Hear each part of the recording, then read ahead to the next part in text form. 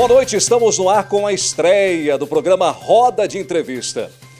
Não é uma cópia fiel do Roda Viva, programa de maior sucesso da TV Cultura em nível nacional.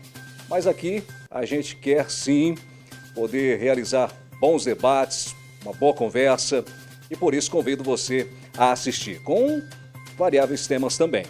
Nos assista além da televisão, através das nossas plataformas digitais e pelo nosso site tvmaisnews.com.br. Nosso entrevistado de hoje, do Roda de Entrevista, é o chefe do Estado, o governador Mauro Mendes. Esteve participando num dos maiores eventos globais, COP26. Nascido em Anápolis, Goiás, filho de agricultor, empresário. Foi presidente da Federação das Indústrias de Mato Grosso. Presidiu também o SESI-Senai. Em 2012, foi prefeito de Cuiabá, onde conquistou 80% da aprovação popular em seu mandato. Em 2018, foi eleito governador do estado, com mais de 58% dos votos. Mauro Mendes está no centro do Roda de Entrevista de hoje. Para entrevistar o governador Mauro Mendes, nós convidamos colegas jornalistas, a quem a gente agradece imensamente pela presença aqui hoje. Como disse, esse é o primeiro de muitos programas que virão pela frente. Vou começar por aqui. Anderson Renteges, acho que pronunciei certo. Camila Ribeiro. O Anderson é jornalista da Rádio Capital FM, gente. A Camila Ribeiro é jornalista da Rádio CBN Cuiabá. Também recebemos a Aline de Barros, editora-chefe do portal Leia Agora. E o Roberto Bezerra, que é o analista político.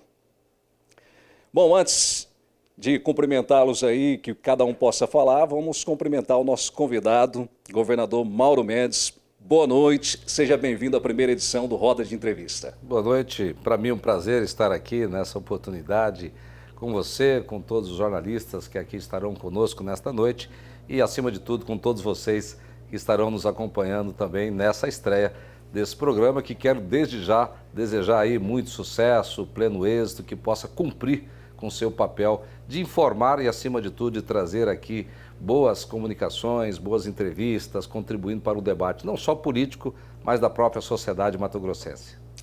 Governador, o senhor está chegando de uma viagem importante, internacional, esse evento que debate questões climáticas, aquecimento global, onde o Brasil foi criticado, principalmente por muitos países. COP26, o senhor até falou de forma exaustiva, logo que chegou de lá. A pergunta que eu gostaria de lhe dirigir é a seguinte: com toda sinceridade, o senhor retorna desse evento com a certeza de que os demais países que firmaram esse mesmo acordo vão cumprir com todas as metas estabelecidas? O senhor vem convicto de lá? Não, eu não tenho essa convicção, primeiro porque o retrospecto não é bom. Falar do presente e do futuro, um dos grandes parâmetros para isso é você olhar o retrospecto, olhar o passado, como as pessoas, empresas ou até mesmo países se comportaram. Os acordos feitos muitas vezes nessas COPs, no Acordo de Paris, o último grande acordo, ele não foi cumprido por grande parte dos países ao redor do planeta. Um dia desses lá, alguém quis criticar Mato Grosso, dizendo, Mato Grosso não cumpriu. Eu disse, e quem cumpriu? Me diga, quem cumpriu 100% daquilo que foi pactuado? Nós estamos aqui para rediscutir, se posicionar, e o principal papel que eu fui lá, especialmente, é para defender a imagem de Mato Grosso, defender aquilo de muito bom, não é de bom não, é de muito bom que nós estamos fazendo nessa área ambiental, produzindo alimentos, que é algo tão importante para o planeta. Mas nós temos que renovar essa expectativa, o clima é algo que está em transformação, o aquecimento global, que alguns anos atrás parecia uma teoria de alguns cientistas, hoje já existe, né? Não precisa ser cientista nem acreditar nisso, basta olhar os sinais, olhar a mudança que tem acontecido em diversas regiões do mundo, e isso nos mostra com clareza que algo precisa ser feito, e eu espero que todos os compromissos lá feitos possam se transformar em verdade para o bem da própria humanidade. O planeta apresentou, de fato, sintomas, né? E demonstra que ainda dá tempo. Anderson. Boa noite, Cláudio. Boa noite, governador. Boa noite a vocês que estão nos acompanhando. Primeiramente, eu quero externar meu desejo de sucesso para o programa. Governador, o senhor anunciou no mês de setembro, que foi apontado como o maior pacote de redução de impostos para Mato Grosso. Redução do ICMS da energia, um dos itens também é a gasolina, o óleo diesel, comunicação, o gás industrial, e um dos maiores anseios da população é saber se essa redução, que deve começar no início de 2022, vai realmente refletir no bolso. Se na bomba de combustível essa redução vai ser sentida realmente. Para Mato Grosso, aí eu te pergunto, mesmo com esses sucessivos aumentos no preço dos combustíveis, por exemplo, vai ser possível perceber essa redução na conta no final do mês? Olha, Anderson, nós precisamos entender que ao longo de 2021 houveram grandes aumentos, né, do preço do combustível no país. E o causador de tudo isso, a verdade tem que ser dita, foi a Petrobras. A política cambial brasileira, o dólar subiu muito, o preço do petróleo subiu, e a Petrobras repassou isso automaticamente. Eu disse algumas vezes que a Petrobras estava arrancando o couro dos brasileiros com essa alta, porque o petróleo, quando sobe, isso vai para o dia a dia das pessoas, sobe passagem, transporte, avião, sobe o custo do frete, que vai para o custo do produto, que cria uma inflação persistente, uma inflação estrutural no nosso país. Então, isso tem um dano grande para a economia brasileira, sofrem as classes, né, mais pobres, mais humildes, todo mundo paga esse preço, mas o trabalhador, o assalariado é o que mais sofre. Então, o que o governo fez aqui foi, depois de alguns anos, construindo as condições para que nós pudéssemos recuperar a nossa economia, colocar as contas em dia, fornecedor em dia, criar as condições para fazer um grande programa de investimento, e tudo isso está acontecendo em Mato Grosso.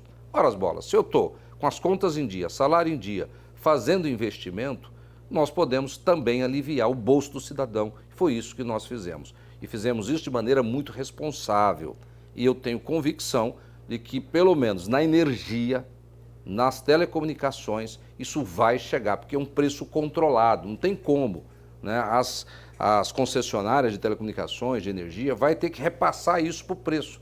Então, no mês de janeiro, na conta de janeiro, vocês vão perceber uma redução em relação ao mês de dezembro. Nas demais, o preço é livre, então, né, nós podemos diminuir o imposto, a Petrobras aumenta um pouco o preço e o cidadão pode até não perceber isso em função desses aumentos sucessivos da Petrobras no nosso país. Não tem nada a ver com as críticas do presidente Bolsonaro aos governos, então? Claro que não, gente. O Brasil é muito maior do que Mauro Mendes, do que Bolsonaro, qualquer um que possa ser presidente, né? E essa conversa nossa aqui, né, de reduzir os impostos, ela começou com a recuperação fiscal do Estado. Nós recuperamos o Estado de Mato Grosso, isso é um dado incontestável, então não estou aqui para agir, né, em função de crítica de A, de B ou de C. É fazer uma gestão responsável e tomar decisão que possa se sustentar no médio prazo. Então eu posso provar para qualquer um que Mato Grosso, e os números estão aí para comprovar isso, é um estado equilibrado, um estado que tem suas contas em dia e um estado que faz muito investimento e tem uma margem, sim, para aliviar o bolso do cidadão nesse momento tão difícil. Camila. Boa noite, Cláudio. Primeiro agradecer, né, como nosso colega também desejar sucesso aqui no Roda de Entrevista, que seja A gente que agradece a um presença. programa aí que tem uma caminhada longa por aí.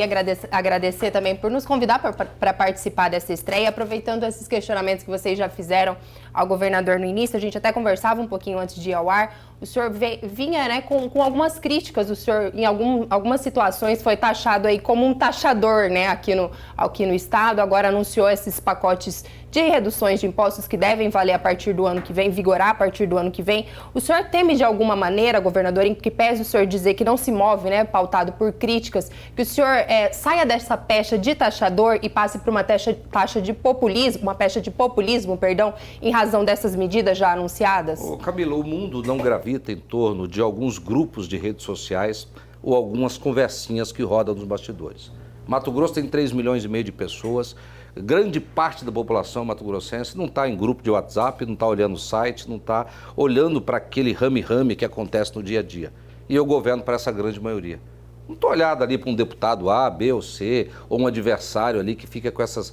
né, o cara acha que faz um postzinho de WhatsApp, coloca num grupo ali de 3% da população e acha que o mundo, que o Mato Grosso inteiro gira em torno daquilo.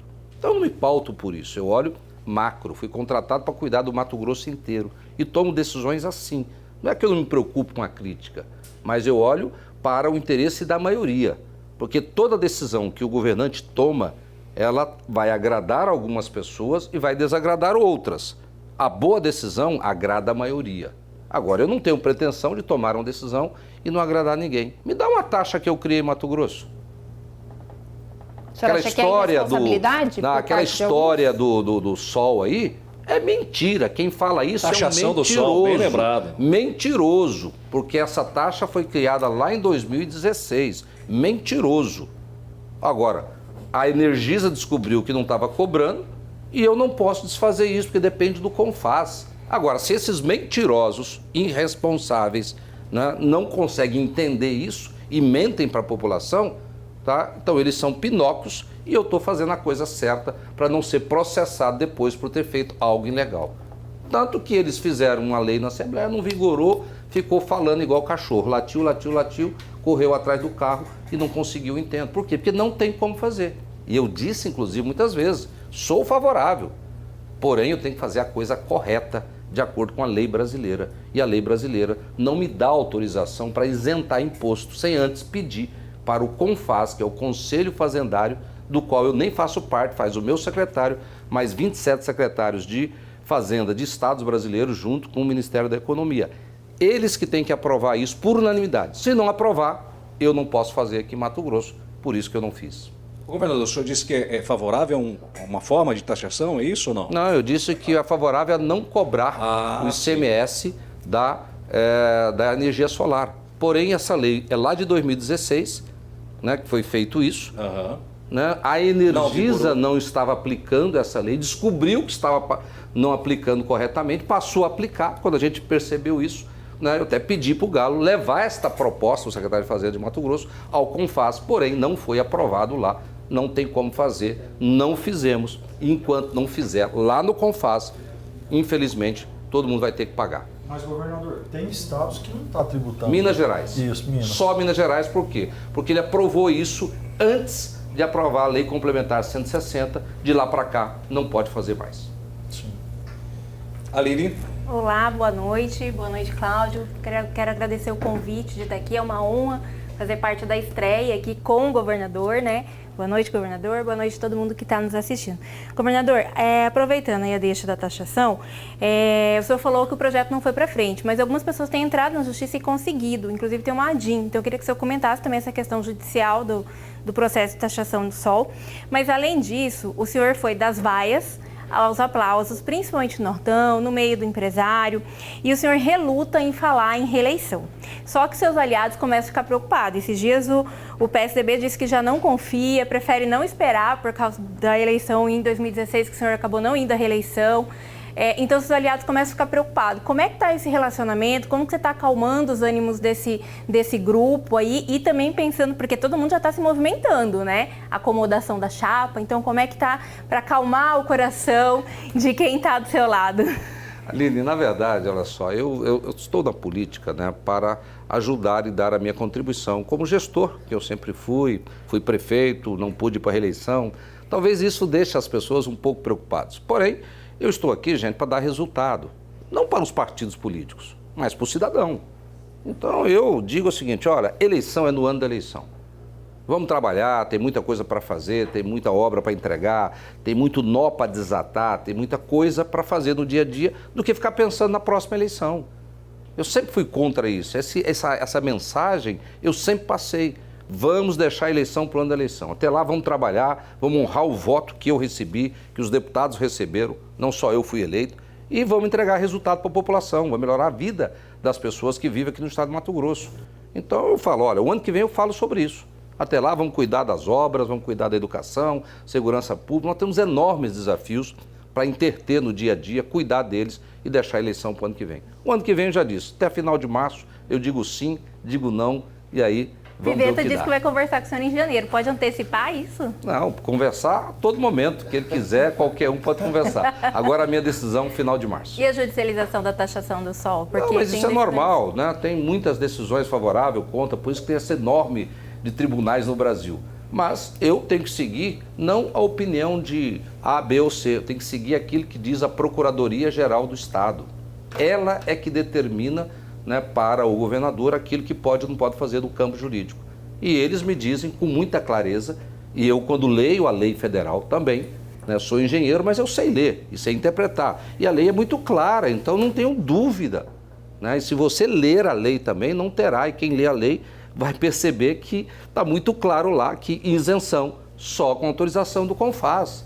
Não é a Assembleia, não é o governador Mauro Mendes e muito menos o Judiciário, porque o Judiciário não faz lei, ele interpreta a lei do país. Se tem alguém interpretando errado, haverá outros tribunais para rever isso. Mas mesmo assim, o senhor sente que houve um certo desgaste quando adversários políticos se aproveitaram dessa questão e... Claro, as mentiras, elas têm pernas longas, né?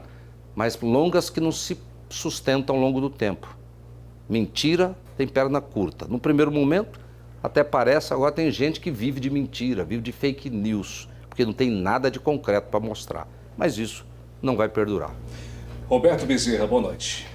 Boa noite aos nossos telespectadores, boa noite ao governador, né, ter atendido o pedido aí da nossa direção de TV, boa noite aos companheiros de bancada, né, o Cláudio, que tenha sucesso aí, né, nesse grande programa. Governador, é uma honra estar aqui, né, participando dessa bancada de entrevista. E eu tenho certeza que nós vamos, como eu falei no início, nós vamos extrair o máximo do senhor, né, porque nem todo cidadão tem essa oportunidade, né, de perguntar, né, de querer saber, né, os planejamentos futuros, né, do nosso estado, e é você que está à frente dele, né, então nós vamos fazer isso, né, nessa entrevista. Como o Cláudio falou aqui, nós não estamos para fazer pegadinha, não. A gente está querendo levar informação para o Mato Grossense. Eu estou na parte política, então eu formulei algumas perguntas, mas já foi debatido aqui, né? Eu queria perguntar para você, governador, as demandas de Mato Grosso, né, junto ao governo federal, você acha que foi bem atendido pelo governo Bolsonaro ou não?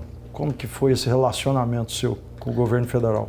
Roberto, eu procurei ao longo desses 3 anos e 10 meses completos que eu tenho como governador do estado, primeiro fazer a lição de casa aqui.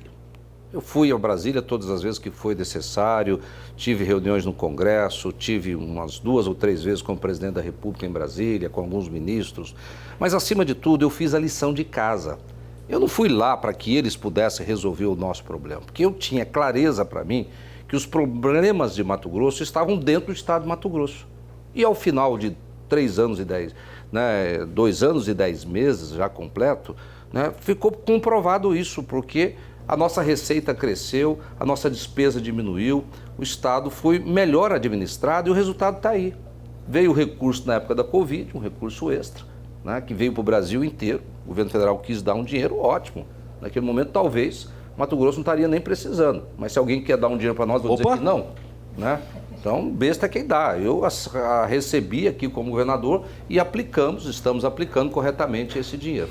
Então, eu procuro sempre manter uma relação respeitosa com o governo federal, mas, né, eu diria que os nossos problemas, as nossas obras estão sendo feitas com o trabalho dos mato-grossenses, né, de todos nós que aqui estamos, com os nossos recursos, né, e alguma pouca contribuição do governo federal.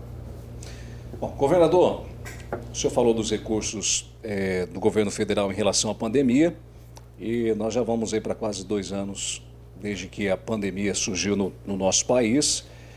E Rio de Janeiro, a gente enxergou recentemente aí as pessoas comemorando o livre uso, não uso da máscara. Várzea Grande ensaiou semanas anteriores também demonstrando que poderia baixar um decreto dizendo que as pessoas não precisariam mais utilizar máscara. Eu pergunto ao senhor, o senhor já tem esse decreto prontinho ali também? Mato Grosso está pronto para deixar de usar máscara? Como é que está essa questão? Cláudio, esse assunto ele tem que ser um assunto tratado com muita responsabilidade.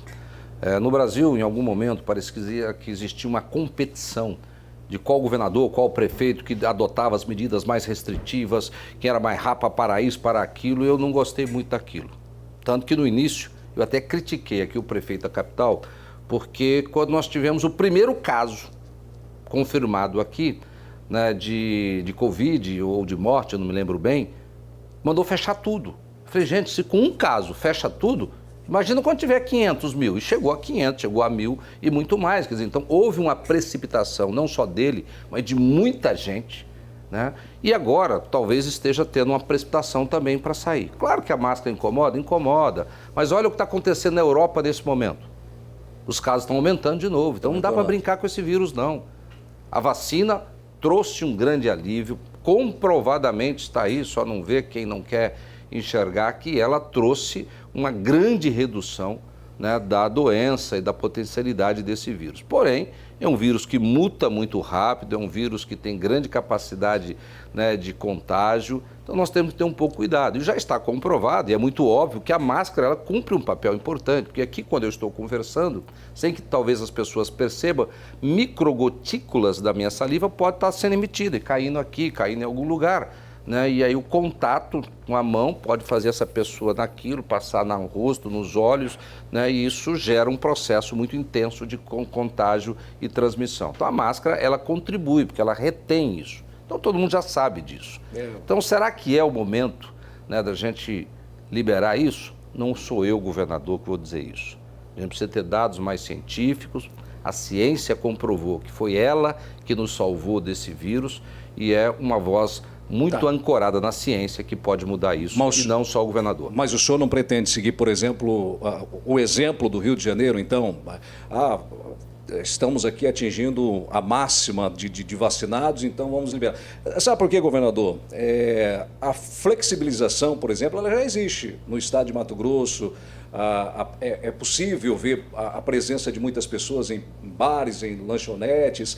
Eu sei que é muito melindroso, é muito difícil essa questão realmente da máscara. Mas, ao mesmo tempo, o senhor não considera uma questão de hipocrisia tudo isso? Que é em relação à máscara, ao mesmo tempo as lanchonetes estão lotadas nos finais de semana, por exemplo. Mas o mundo não gravita só em torno das lanchonetes. Perfeito. A relação humana, ela não se dá só num barzinho. Você tem aí centenas de oportunidades. Claro que você não pode estar na mesa de um bar também tomando ou comendo com a máscara, né? Aí também não dá. Aí seria demais também. Não, mas né, se você está no trabalho, se você está dentro do ônibus, se você está se deslocando em locais públicos, né, é uma atitude que pode sim evitar, né, um contágio. E está comprovado pela ciência que quanto mais o vírus é transmitido, mesmo que você esteja imune, mesmo que você esteja com a sua resistência provocada pela vacina alta, o vírus está circulando, porque às vezes eu posso pegar o vírus, está aqui contaminado com Covid, como eu estou com a alta resistência, é como tantos outros vírus aí que meu organismo consegue debelar ele até sem sintoma algum. Só que eu pego esse vírus, transmito para você, que transmite, quanto maior a taxa de transmissão, maior a probabilidade de mutação do vírus. Maior a probabilidade de mutação, o que pode acontecer? De repente vem uma nova variante, né, que pode não ser resistente ou ser resistente a essa vacina, começar uma nova onda. Qual o maior transtorno? Um pouquinho mais de cautela ou ter que conviver com a possibilidade de uma nova onda, como está acontecendo em alguns países? Eu prefiro ainda conviver com esse transtorno, por enquanto, até que a ciência nos diga um caminho mais seguro, um way out, aí, um caminho de saída. Eu também não gosto muito da máscara, mas procuro usá-la sempre, principalmente em locais públicos, em locais de convivência coletiva. Ainda está nos planos do governador, do governo do estado, fazer compra de vacinas ou não? Não. Com esses envios do governo federal? Tem, Roberto, a menor necessidade, né? Nós fizemos aquela compra lá, né, da Sputnik, infelizmente a Anvisa criou 29 regras para serem cumpridas, levou quase 4 meses para cumprir 25, 26, e ao final, quando a gente estava na iminência de cumprir tudo, o Brasil já estava, né, com um suprimento adequado. Então, né, para não dizer não, ficaria mal, né, disseram sim e colocaram 29 regras né, para ser cumpridas. Uma burocracia gigantesca que não foi exigida de ninguém, foi exigida dos estados para que nós não importássemos. Mas hoje não tem essa necessidade de comprar. Então não vou gastar um dinheiro do contribuinte mato-grossense, de todos nós, comprando algo que o governo federal está enviando e é obrigação dele enviar, porque sempre foi assim, quem compra a vacina no país é o governo federal, manda para os estados, o estado recebe, faz a logística, manda para os municípios que aplica a vacina. É que, na verdade, houve um desespero, né, dos governadores, vendo o aumento, né? Então cada um tentou. Mas compreensível, né, Roberto? Nós olharmos ali, né, o mês de março, abril deste ano, né, existia mortes de 4 mil, superamos a casa de mais de 4 mil mortes por dia. Então isso muito grave, então todo mundo queria fazer algo. Então era natural que os governadores, que prefeitos, né, todo mundo quisesse comprar vacina. Só não foi atrás de vacina quem não acreditava na vacina. Correto. Bom, eu vou mudar um pouquinho de assunto. O primeiro mote do seu governo foi consertando o Estado. A gente lembra até que na campanha, em 2018, o lema era "Nós vamos consertar Mato Grosso". Eu te pergunto, governador, o Silval Barbosa e o Pedro Taques, que são os governadores que o senhor sucedeu, eles fizeram muitos estragos aqui em Mato Grosso. Eles estragaram o Estado para que o seu conserto, como o senhor afirma atualmente, seja um marco na gestão pública? Olha, Anderson, eu não vou falar aqui de Pedro Taques nem de Silval Barbosa, vamos falar da realidade. Eu assumi o governo do estado de Mato Grosso em janeiro de 2019, com o 13º atrasado, com salário atrasado, com quase 500 obras paralisadas, 3,6 bilhões de reais de restos a pagar. Isso é um razoável estrago. Então, o que nós tínhamos que fazer era mudar esta realidade. Colocar salário em dia, voltar a ter confiança na nossa cadeia de suprimentos. As primeiras licitações que nós fizemos ali no início do governo, algumas davam deserto. Ninguém queria vender para o estado de Mato Grosso, porque é um estado que era mal pagador. Quando você é mal pagador, você tem dificuldade em encontrar fornecedor. Isso vale em qualquer lugar. E essa é a realidade que nós tínhamos. Então, mudar tudo isso chama-se consertar. Consertar é você, né, arrumar aquilo que não está bom, aquilo que está estragado. Né? E nós tínhamos uma realidade que precisava ser transformada, mudada, e graças a Deus conseguimos fazer isso. E dentro desse tema ainda, o senhor pegou, né, iniciou a gestão com a saúde pública um verdadeiro caos. E veio a pandemia, que foi um outro caos dentro da sua gestão. O senhor acredita que conseguiu fazer esse conserto dentro da saúde pública? Olha, a saúde pública hoje do estado de Mato Grosso ela é muito melhor. Tem problemas? Claro que tem. Eu não sou pai e mãe e nem vou conseguir resolver todos os problemas que existem em Mato Grosso. Mas eu lembro muito bem, em 2018, era greve em Rondonópolis, greve em Sinop. Quem não se lembra disso? Fornecedores que não entregavam porque não recebiam. Olha o caos que era isso. Fornecedor fazia greve, médico fazia greve por falta de pagamento. Você viu falar em alguma greve na saúde por falta de pagamento? Nós tínhamos na saúde, os municípios, 11 meses de atraso. O Estado devia 11 meses de repasse para os municípios na atenção básica. Então, é uma realidade muito ruim. Nada disso existe mais. Então, seguramente, nós temos hoje uma organização da saúde muito melhor. Olha o que está acontecendo hoje na saúde. Todos os hospitais regionais estão passando por reforma e ampliação. Hoje, aqui em Cuiabá, nós temos a construção de 2 grandes hospitais. O Hospital Central, que ficou parado durante 34 anos, passa lá que está em obra a pleno vapor. Júlio Miller, parado desde 2013, um grande hospital, está lá em obras também. Então nós temos hoje, né, uma realidade muito melhor. Além disso, nós temos 4 hospitais regionais que já estão em processo já de licitação para melhorar a saúde em todo o interior. Então nós temos, com certeza, um esforço e uma realidade muito melhor que nós tínhamos anteriormente. Bom, nós vamos fazer uma pausa aqui, depois os colegas seguem perguntando ao governador Mauro Mendes. Aliás, eu vou aproveitar e já deixar aqui para o nosso telespectador que, assim que a gente retornar do intervalo, gostaria que o senhor respondesse a respeito das UTIs colocadas à disposição no período de pandemia. As empresas foram contratadas com essa finalidade de reforçar realmente, né, os hospitais em todo o estado. Como ficam essas UTIs? Os contratos terminam? Serão reutilizados?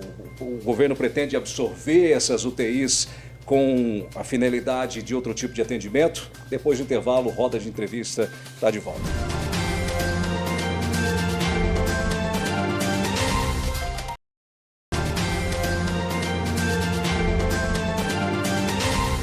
Estamos de volta com a segunda parte do Roda de Entrevista, hoje recebendo o governador Mauro Mendes. Lembrando que essa transmissão ocorre para o canal 17.1 Cuiabá, Baixada, e para Sinop através do canal 10.1. pelas nossas plataformas digitais e pelo site tvmaisnews.com.br. Hoje recebendo Anderson Rentges, Camila Ribeiro, jornalista, Aline Marques de Barros, jornalista também, e o Roberto Bezerra, que é analista político. Governador, saí para o intervalo perguntando sobre as UTIs, que sufoco, aliás, né?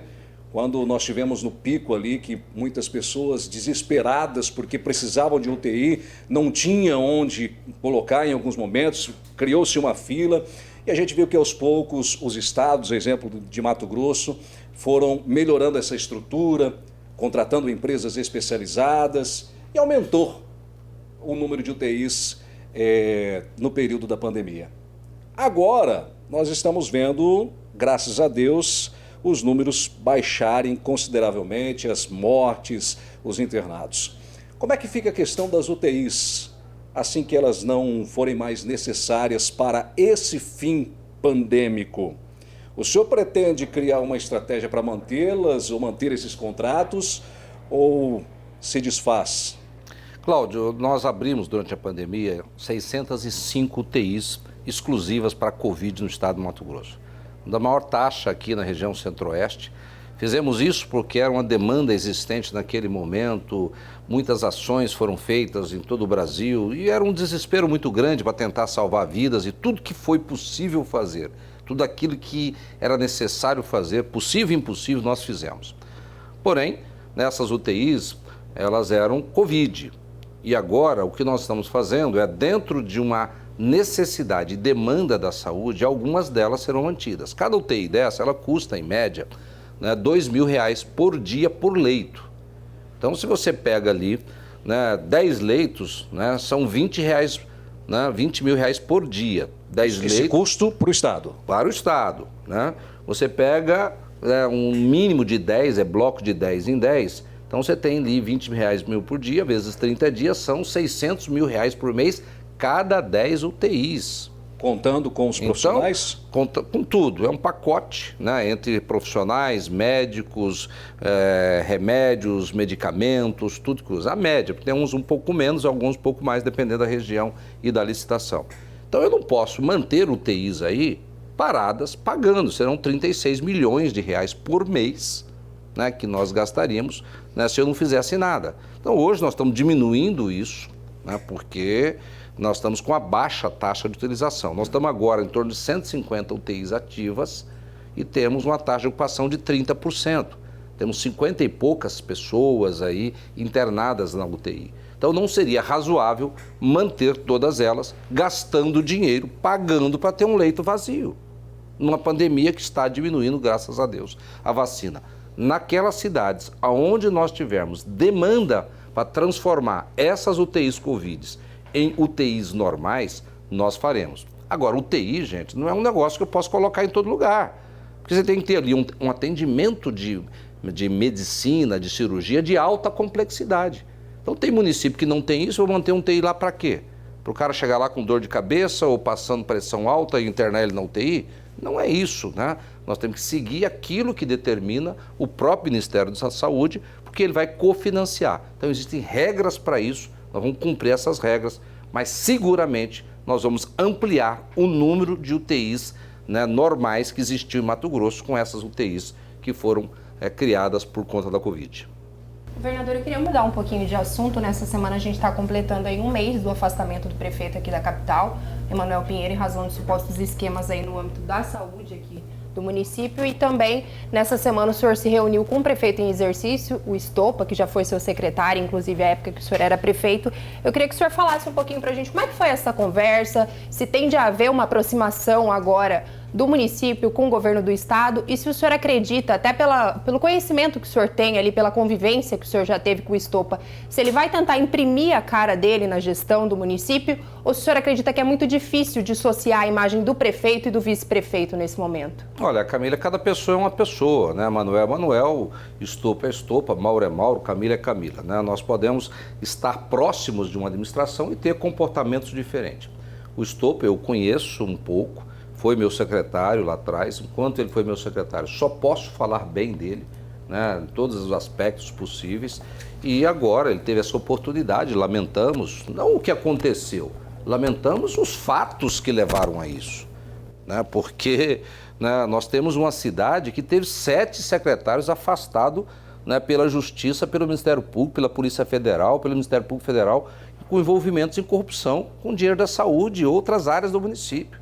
Eu desconheço isso, talvez seja o recordista brasileiro, né, de afastamento, né, por problemas com corrupção. Então, ora as bolas, 7 secretários afastados, ou esse prefeito é um grande incompetente, ou ele é um grande conivente. E aí tem que saber qual dos dois. Pelo visto aí, pelo que a gente escuta de rumores na cidade, né, é a alternativa B.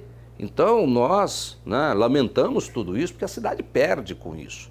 Né? O dinheiro que está sendo mal gasto, o dinheiro que está sendo desviado, o dinheiro que não está sendo corretamente aplicado, a população perde.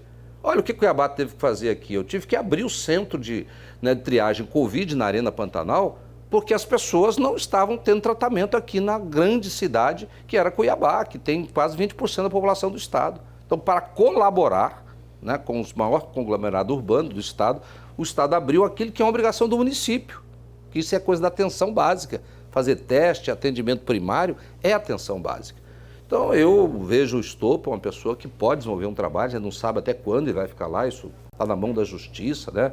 Ministério Público Federal, Ministério Público Estadual, né? Isso cabe a eles lá, eu não me envolvo com isso, não é a minha seara. Mas, enquanto isso, né, tem uma boa capacidade de dialogar com o Estopa, vamos conversar, tivemos juntos sim, estamos organizando um grande pacote de obras e investimento, porque nele eu confio, né? E eu disse, não vou passar dinheiro para quem, né, não confia. Cuiabá, nós estamos fazendo obra assim em Cuiabá, né? Nós temos 10 vezes mais obra que a prefeitura aqui, né? Se eu citar aqui o Rodanel, investimento, né, de 205 milhões, está lá com ordem de serviço dada.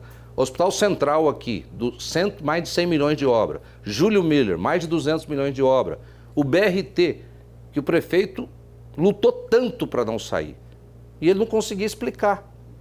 Por que ele era tão apaixonado pelo VLT, que eu sempre digo, é o maior símbolo da corrupção aqui no estado de Mato Grosso. E ele abraçou com esse símbolo da corrupção e está morrendo afogado com ele. Então, com o Estopa, nós vamos conseguir dialogar. E eu não tenho menor, né, sombra de dúvida que isso vai ser bom para Cuiabá e Cuiabá vai ganhar muito com isso, com um prefeito que trabalhe mais, que dialogue melhor e que faça parcerias com o governo de Mato Grosso. Só rapidamente, se me permite, Por favor. Cláudio, o senhor falou em dinheiro mal investido, dinheiro mal gasto, supostamente desviado. Nesse sentido, o senhor vê uma omissão da Câmara de Cuiabá ao arquivar até o momento pelo menos 2 pedidos de abertura de comissão processante contra o prefeito? Olha, alguém não está sendo sério aí, né, Camila?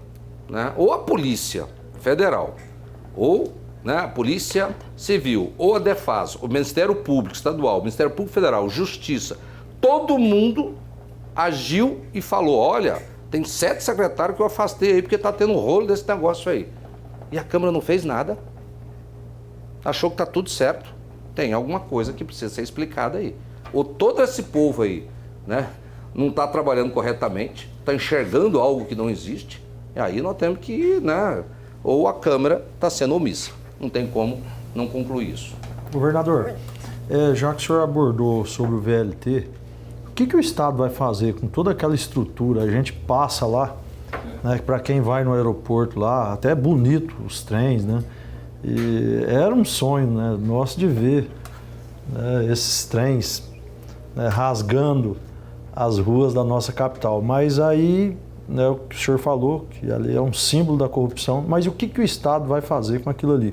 Até porque nós sabemos que se gasta dinheiro mensalmente, né, para cuidar, para dar manutenção, né, nesses trens que estão lá parados. Primeiro, o dinheiro que se gasta ali, Roberto, não é dinheiro público. A empresa, ela não entregou isso para o Estado. Aquilo ainda está na tutela, na responsabilidade deles. Da empresa ainda. Da empresa. Então, cuidar daquilo ali é um problema deles, porque o Estado não comprou trem. O Estado comprou um sistema de transporte pronto. Eles não acabaram isso e estão lá cuidando até então.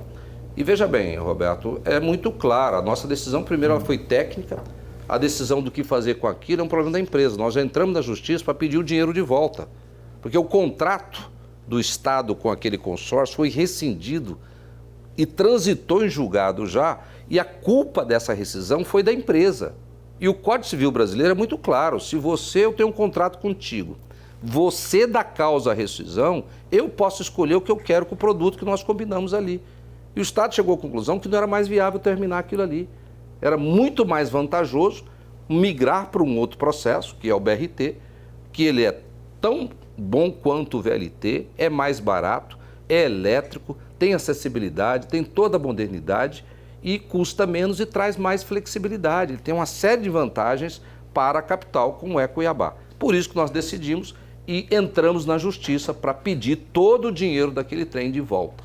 Leve esses trem embora, você deu causa à rescisão ao contrato, leve embora os trem, devolva o meu dinheiro. Quanto?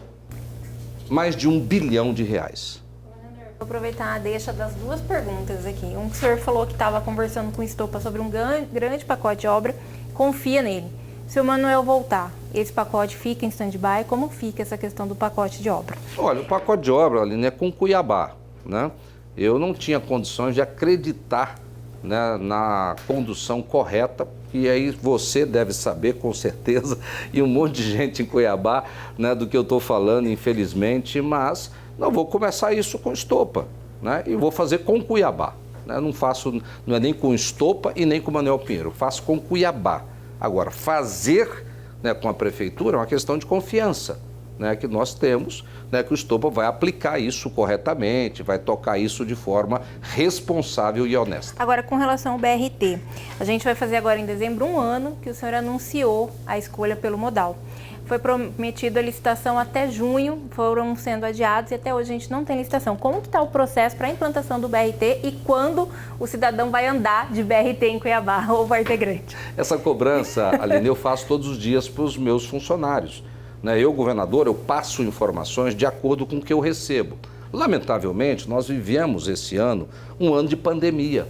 Quantas vezes nós ficamos parados nas secretarias porque pegou um surto lá e 14 pessoas do setor, tudo foi para casa ficar lá alguns dias, né, conforme mandavam os protocolos de segurança. Então nós tivemos muitos problemas ao longo desses 1 ano e meio de pandemia com interrupções de trabalho, né, paralisações, pessoas tiravam licença porque pegava Covid. Então isso trouxe um grande prejuízo no dia a dia. Não tem a ver com recurso, pedidos de recurso para a Caixa? Não tem nenhum problema com relação a isso, graças a Deus. O dinheiro para fazer o BRT, o governo do estado de Mato Grosso tem ele 100%, sem depender inclusive do financiamento da Caixa. Quando a gente vai andar nesse BRT, governador? Olha, a licitação está prometida a mim, era para julho, né, não foi possível, me deram boas explicações.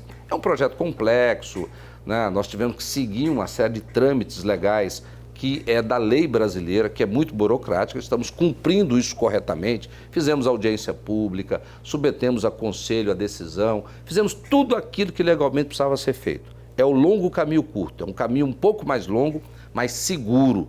Ninguém conseguiu derrubar nada porque estamos fazendo a coisa correta. O prefeito prometeu uma guerra jurídica contra essa decisão e tomou uma surra jurídica até agora, porque tudo que ele fez, ele perdia, porque nós estamos fazendo a coisa da forma correta, além de ser uma boa decisão tecnicamente. Então, devemos licitar ainda esse ano. Licitação no Brasil, você sabe quando começa, mas não sabe quando termina, porque também é uma previsão da lei brasileira e acreditamos que nós vamos, né, terminar isso em 90 dias, 120 depois de publicado.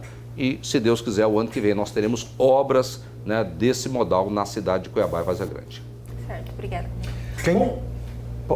Quem está coordenando esses projetos é a Secretaria de Infraestrutura. De Infraestrutura junto com a Procuradoria-Geral. A Procuradoria cuida dos aspectos jurídicos, né, do processo, e a Secretaria de Infraestrutura, ela está fazendo toda a tramitação, desde elaborar projetos básicos, projetos, né, para ter condição de sustentar uma licitação dessa magnitude da forma mais correta possível, sob o ponto de vista técnico, para que a licitação seja ampla, permita a participação de todos com igualdade e que contrate por um preço justo aquilo que nós queremos fazer. Qual o tempo de obra, governador? A previsão é 2 anos de obra para entregar após a assinatura do contrato. Então, só se o senhor for reeleito para entregar, então? Mas uma obra dessa importância, como qualquer obra, Aline, ela é feita para a sociedade, não para o mandato.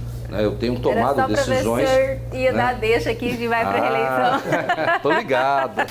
Não, vamos aproveitar então e voltar no assunto no tema 2022, porque mais recentemente houve o anúncio que envolve a sigla a qual o senhor se elegeu governador, o DEM. O Democratas a fusão entre o DEM e o PSL, que cria a União Brasil.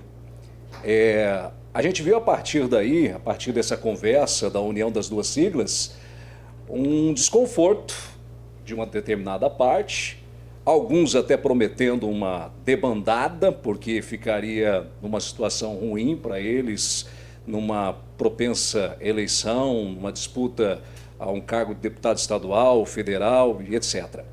Até o próprio Júlio Campos disse que não gostou muito da fusão.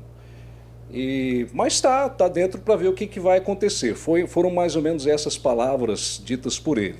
Ele é um dos caciques do DEM aqui há muito tempo. O senhor é do DEM. A fusão também deixou o senhor desconfortável? Olha, Cláudio, os partidos no Brasil, nós temos que reconhecer primeiro o seguinte: existem muitos partidos nesse país. Nós temos quase 40 partidos. Isso é brincadeira, isso não é real, isso, né, é tudo menos instrumentos, né, de um processo democrático para, através da política, você gerenciar a sociedade e as escolhas para as pessoas assim o fazer. Então, eu acho que nós precisamos sim ter uma junção, né, extinguir, acabar, sei lá qual o processo. E a fusão é um processo que caminha nessa direção para que nós tenhamos aí 5, 6, meia dúzia, 8, não mais que 10 partidos, até porque não existe ideologias para contemplar tanta gente assim, né, para dizer que representa pensamentos e segmentos diferentes da sociedade brasileira. Então eu fui consultado, achei que era um movimento adequado, né, muitas pessoas foram consultadas, mas partido é isso, né? É partido. Né? Nunca é unido, sempre representa pensamentos diferentes, não dá para agradar todo mundo, mas a democracia é isso, é a vontade da maioria, e a maioria, né, dos membros do Democratas e do PSL decidiram pela fusão. A fusão foi feita, oficialmente está aguardando apenas a homologação do TSE. Governador, e lá no bastidor dessa fusão, existe algum nome propenso para disputar o cargo de presidente da República ou não? Isso nunca foi discutido. Olha, o Democratas ele tem um nome que é do ex-ministro Mandetta, que vinha tentando construir a sua candidatura. Lamentavelmente, nós temos nesse momento no Brasil uma grande discussão. Tem dois candidatos razoavelmente bem posicionados, o atual presidente Jair Bolsonaro, o ex-presidente Lula, mas existe uma grande parte da população brasileira que tem uma expectativa, né, de ter uma terceira via. Se nós vamos ter competência, o mundo político ou os atores políticos de conseguir interpretar esse sentimento que a população brasileira tem, é uma outra conversa. Pode ser até que, por incompetência da classe política ou dessas pessoas que poderiam se lançar ao cenário, nós tenhamos só essas duas alternativas e vamos ter aí uma eleição entre, né, o presente e o passado. Agora, vai ter alguém que represente esse futuro? Essa é a pergunta que vale uma faixa presidencial. O senhor acha que vai? Olha, eu acho que tem um espaço muito grande para isso, Cláudio. Se nós remontarmos aí a um passado muito próximo, há 4 anos atrás, em 2017, aliás, né, um ano antes da eleição de 2018, se falasse numa roda de entrevista como essa, que Jair Bolsonaro ia ser o presidente da República, o nego ia gozar na minha cara, achar que eu estava, né, fazendo um exercício maluco de futurologia. Um ano depois ele virou presidente do país. O senhor está dizendo que pode surgir a qualquer momento um novo nome. Surgir um nome que a gente até desconheça hoje, né, algum nome que possa representar esse sentimento, porque não é comum você ouvir por aí pessoas dizendo assim: eu vou votar no Bolsonaro porque eu não quero que o Lula volta, que o PT volta. Muita gente dizendo: vou votar, né, no PT porque eu estou muito descontente com o Bolsonaro, por isso, por aquilo. Então, será que vai aparecer alguém que consiga convergência nessas duas linhas fortes de pensamento da sociedade brasileira? Não sei, não também essa capacidade, né, de enxergar isso. Agora, hipoteticamente, já que você falou, hoje tem esses dois cenários, Lula e Bolsonaro. O cidadão Mauro Mendes tem esses dois governadores. O senhor responde se quiser. Qual seria, o senhor acharia melhor para o Brasil hoje e para Mato Grosso? O cidadão Mauro Mendes, ele é muito menor do que o governador Mauro Mendes.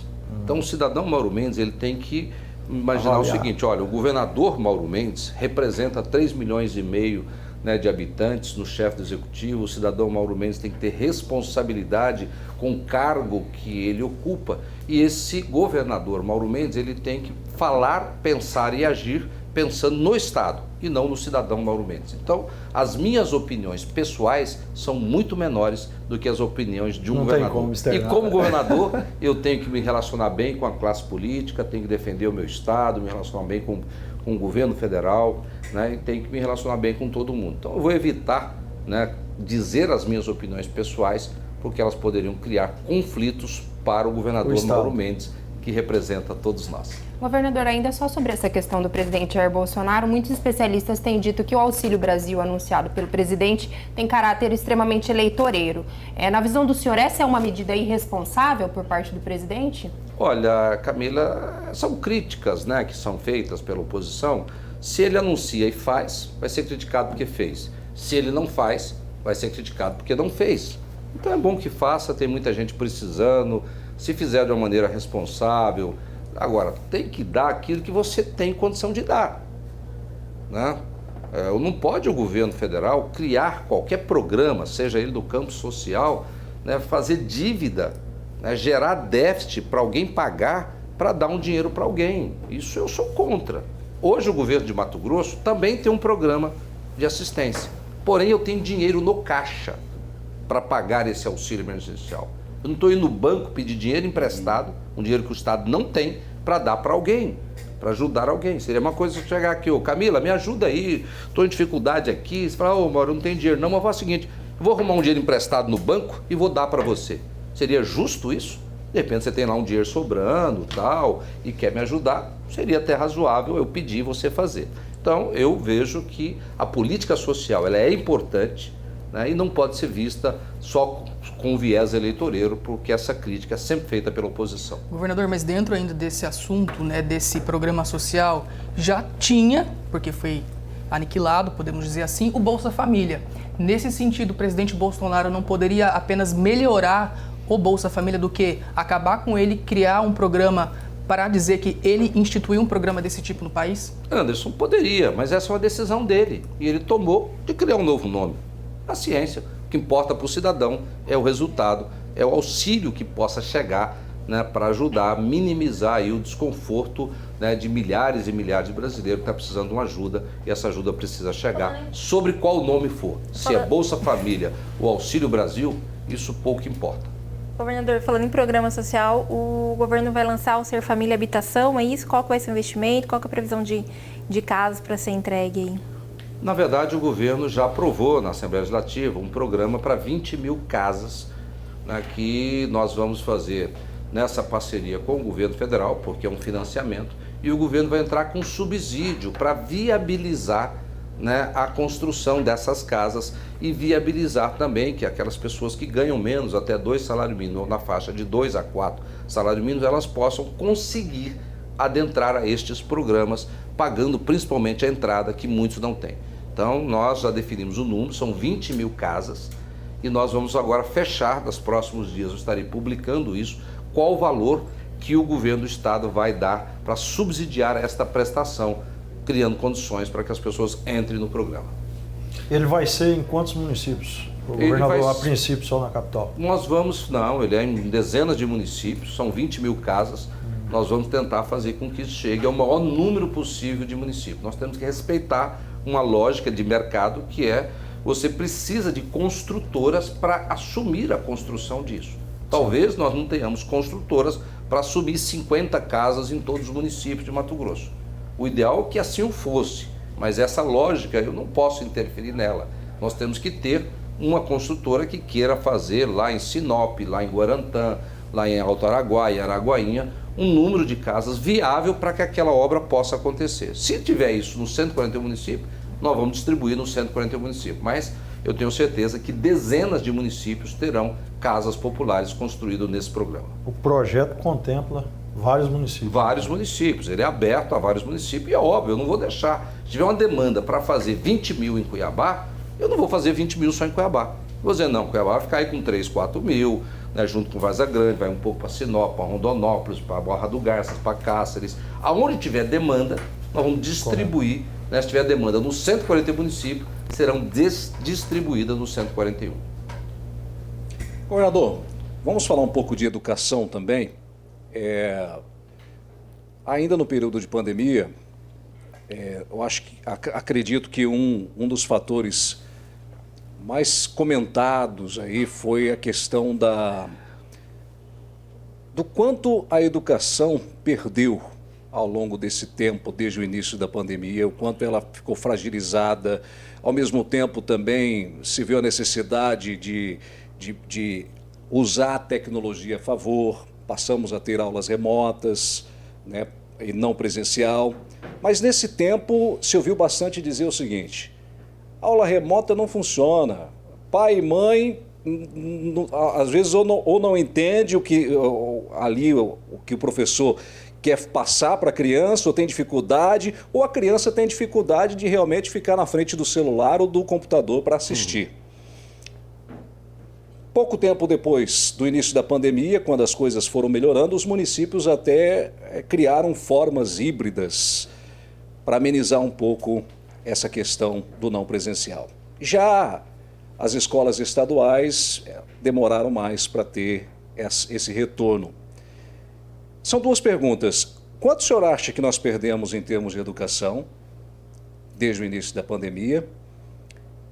E a gente viu ao mesmo tempo, recente, o Sintep criando uma batalha com o próprio governo, buscando o que eles consideram direitos.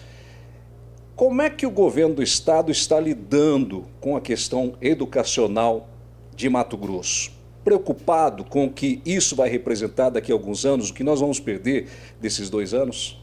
Cláudio, primeiro que não dá para quantificar numericamente, né, quanto que nós perdemos. Agora, todos nós temos um sentimento claro e objetivo que perdemos muito.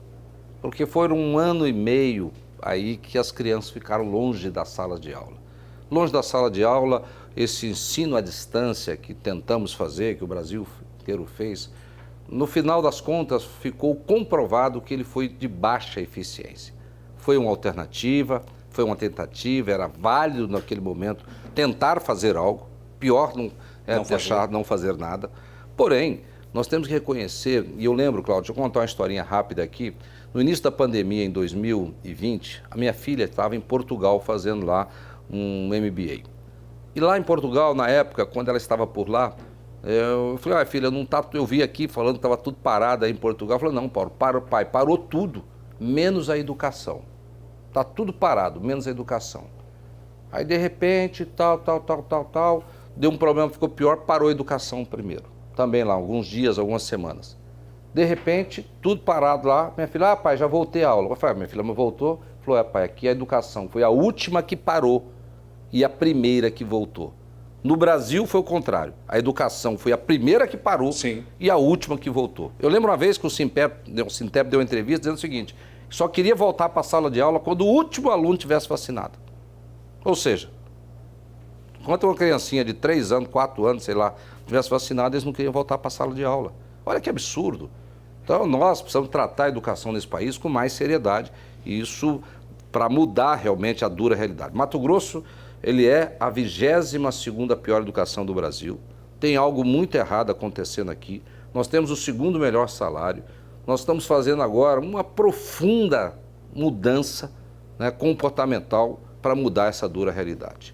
Nós estamos investindo com mais tecnologia, nós entregamos um computador para cada professor, internet, estamos comprando muito equipamento para entregar para os alunos, vamos colocar a internet reversa para os alunos, estamos investindo muito na nossa sala de aula, em material didático de qualidade para todos os alunos. Então o governo está conseguindo agora fazer grandes investimentos, né, físicos e pedagógicos para mudar essa dura realidade da educação no estado de Mato Grosso. Eu sei que vários tópicos ficarão de fora da nossa entrevista de hoje, da nossa roda de entrevista, e vai ficar para uma próxima oportunidade. Governador, boa noite, obrigado pela visita, obrigado pela entrevista. Obrigado, Cláudio, foi um prazer estar aqui contigo, com o Anderson, com a Camila, com a Aline, com o Roberto e, acima de tudo, com vocês que tiveram a oportunidade de estar conosco na estreia do teu programa. Espero que, como já dissemos inicialmente, que você possa ter bastante êxito, que ele possa ter aqui nesta cadeira tantas e tantas outras pessoas que possamos debater, né, de forma honesta, verdadeira e contributiva, né, com os temas relevantes aí de Mato Grosso e da nossa sociedade. Parabéns a todos e obrigado pela oportunidade. E mais uma vez, Roberto Bezerra, analista político, a gente agradece imensamente. A Aline Marques de Barros, editora-chefe do portal Leia Agora. A Camila Ribeiro, que é jornalista da rádio CBN Cuiabá. E o Anderson Renteges, que é jornalista da rádio Capital FM. Realmente foi um grande prazer e fizeram toda a diferença aqui na nossa estreia nessa primeira edição. Muito obrigado, uma ótima noite a vocês também. E a você que está em casa, muito obrigado. Quinta-feira que vem tem mais. Sempre às quintas-feiras, às 9 horas da noite. Até lá.